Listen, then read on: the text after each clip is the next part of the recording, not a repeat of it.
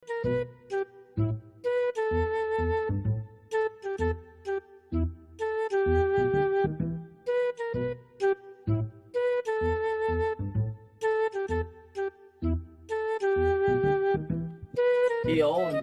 Hello guys.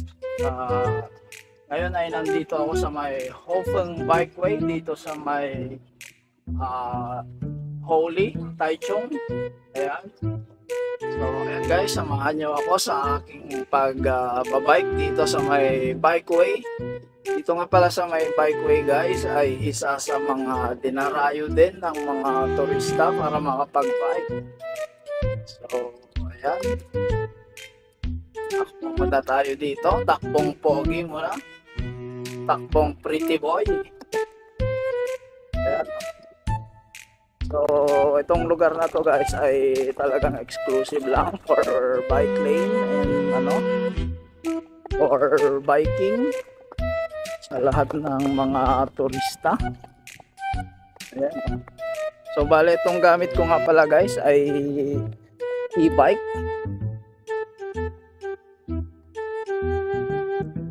Ang ganda.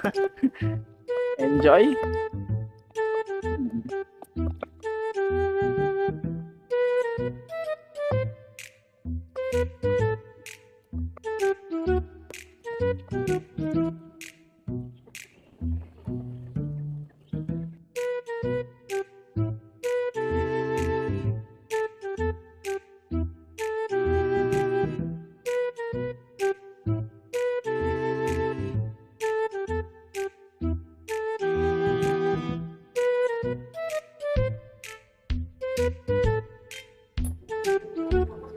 Parking muna, parking.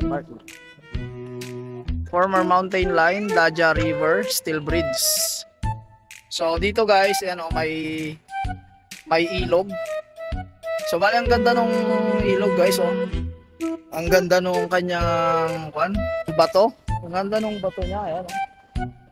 So ayan. So doon naman banda sa unahan, may tunnel doon. So tara, samahan niyo ako guys.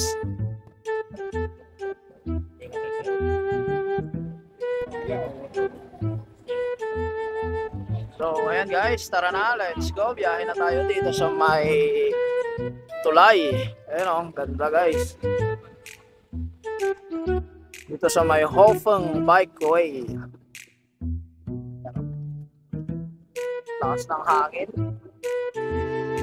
Ito, sinakay na nila yung napagod na siguro yung bata. Ayan guys.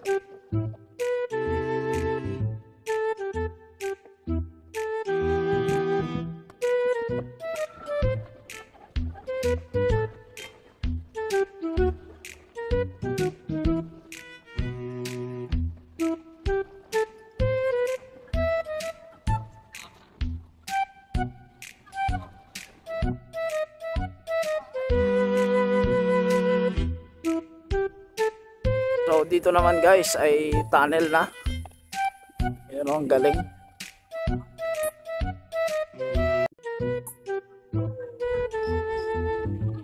So ayan guys, ito tunnel na dito. Itong tunnel na ito ay bikeway pa rin. For bike lang. Ayan o, ang ganda dito. Best talaga dito sa Taiwan guys. Daming mga tourist spot na pwedeng pasyalan, mga magagandang lugar. So ayan o. So ayan yung tunnel guys. Ito yung tunnel. Ayan o. So mamaya ay papasok tayo dyan. Magbabike tayo dyan sa loob hanggang doon sa pinakadulo nya. So ayan o.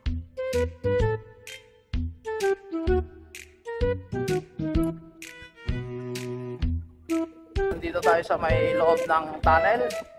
Ganda talaga dito sa Taiwan guys. Ano, may mga ganitong lugar, may mga ganitong pasyalan. Talagang itong tunnel na ito ay designated lamang para sa mga pang bike, sa mga bikers. Tourist spot, biking tourist spot. Haba nitong tunnel na ito.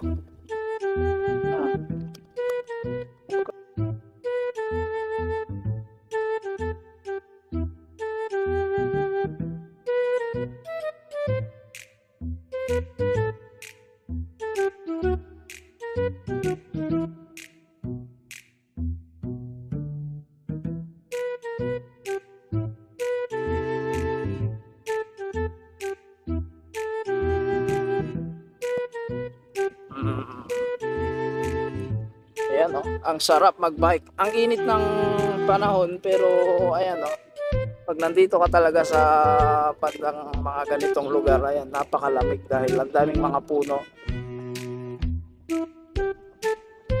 Ayan guys. Let's enjoy the ride. Lahat mga nandito ay nakabike. So bali nirerentahan lang to. Itong bike na gamit ko ay e-bike. Talagang 500 whole day na yon. 8 hours. Ayan, may mga madadaanan kang nagbebenta ng mga pagkain pagka nagutom. So ayan, tara, let's go. Overtaken natin itong mga to. Kaso wala na yatang ibibilis yung sasakyan ko. Wala yatang ibibilis yung takbo. Meron pa pala. Yun.